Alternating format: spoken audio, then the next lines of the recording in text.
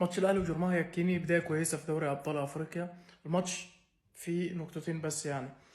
رامي ربيعه وطاهر محمد طاهر، الاثنين دول اكتر اتنين اتعرضوا لانتقادات الفتره اللي فاتت كلها. اي غلطه الناس بتذبحهم بمعنى الكلمه. لو واحد منهم هرش تحت باطه الناس بيقولوا ايه ده، انت مش عارف تلعب، انت زي قاعد في النادي الاهلي ومش عارف ايه وكلام من ده. رامي ربيعه مقدم اعلى موسم، هو اللي كان شايل كوارث محمد عبد المنعم اللي راح في نيس وبنت دنيته. طاهر محمد طاهر نزل النهارده عامل شغل عالي، واخر فتره ايرو قبل الاصابه كان عامل شغل عالي قوي برضه. قفشه تفكيره بيفكر بسلو موشن، يعني تقريبا مخه في سلو موشن جوه في مخه، تقريبا بيحضر مكنه ولا بيعمل منافله ولا اي حاجه عشان خاطر ياخد قرار. اللي طلع له اتنين لعيبه، طلع له طاهر وطلع له كهربا، واللعيبه طلعت خلاص ووصلت مطار القاهره وده لسه مش عارف يعمل الثرو. هم كانوا 3 على 1، 3 على 1، لو حط الكره لاي واحد منهم خلاص راحوا انفراد هو والجول.